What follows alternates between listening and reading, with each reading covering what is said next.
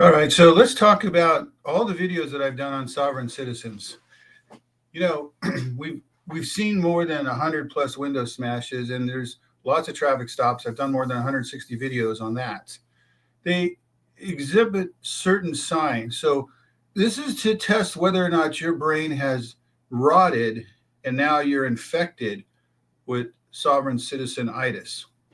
And these are the 20 leading causes of sovsiditis.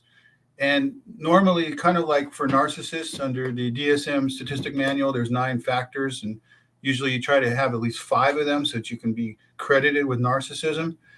Just having one by itself is not enough. I would say if you have more than 5, you're in serious danger of getting the brain rot that goes with this. So let's take a look at some of them. I'll do them out of order as they're flashing across the screen. One of them is you don't think you need a driver's license. As that famous judge in Texas said, you have a right to travel and you can take your happy ass from point A to point B, not in a car, not without a license. I've got all the videos in the world up on my channel about the different states that all said you need a driver's license. The right to travel is restricted and driving is a privilege. So just understand that. Also, you don't have any registration. In fact, it's also something that you'll notice. If you're a sovereign citizen, you get to drive your car or your truck with natural air conditioning because you usually have a smashed out window. And for the really blessed ones among you, you have 2 smashed out windows. I don't know why you have not invested in SafeLight stock. I think the SafeLight company has something in with the sovereign citizen movement because they are making a lot of money off of you guys.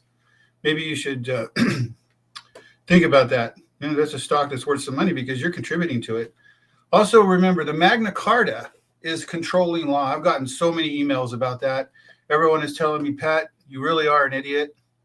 Okay, I get that from time to time, and maybe I deserve more of that. But the Magna Carta does not apply, neither does the Articles of Incorporation. That is something that you'll just have to get used to. The Constitution is not going to replace statutory law.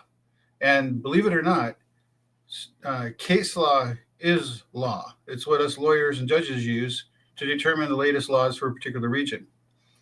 And statutes are laws too. I know you may not agree with that. And I've heard you say many times, oh, the supremacy clause. Well, yeah, there is a supremacy clause, and it's for conflicting law between federal and state. And there's going to have to be a ruling on that. Okay. Also, if you're a sovereign citizen, you must always religiously chant, I do not consent. And remember, the more times you say it, the less likely you're going to be able to walk away from it. Some of you soft-cits really believe that it's NATO that controls the traffic regulations in your town. I have to admit, I'm going to give you full credit for that one. Also, you say that you don't owe taxes. Contrary to your belief as a national or as a sovereign or as a citizen, or I'm not a citizen of your state, it's all fictitious, I don't contract with your government. I showed on my other video how the IRS will definitely disagree with you there. I think it's Regulation 7701 or one of their position papers, where they're absolutely saying that you are liable for income taxes. And then there's this thing about the company, the federal government is a great corporation. Well, it's true that the government has to create an entity in order to write checks to pay things for its employees, and the governments have respondent superior liability. To say that you're not contracting with it ignores the fact that you're here, and by the fact that you're here, there's jurisdiction over you. Another thing you guys love to say is there's no jurisdiction. What jurisdiction do you have over me? Well, the minute you appear in court, unless you're appearing specially, they have jurisdiction over you. And states are allowed, under their own police powers under the 14th Amendment, to write laws to enforce their own laws. That's why traffic laws differ from state to state. When you're a sovereign citizen, if you think that the police do not have the authority to arrest you, you are deep in the mire. Also, for those of you that spend the $150 or so that you can get educated by some sovereign citizen guru, if you actually did your research, like I showed you with David Miller and all the lies he told, a lot of these guys are actually in prison, tax evasion, things like that. When you say that you are not a citizen of the United States or a citizen of the state and you're just traveling through it, when you get in your car and you get on the stick shift, does the stick shift go down to the gear that says traveling, or does it go to a D called driving? I have a feeling it's going to say D. Traveling, and the idea that you don't need a license unless you're engaged in commerce, is so ridiculous that I feel sorry for you, because the brain rot is really quite advanced. You're at what I call a stage 4 of the 4 stages. You're at stage 4 sopsiditis. I don't think there's much hope for you anymore. A sovereign citizen also is convinced that UCC 1-308 applies to everything, when all it is, and it says, I reserve my rights. It has to do with contractual agreements, and it's the Uniform Commercial Code.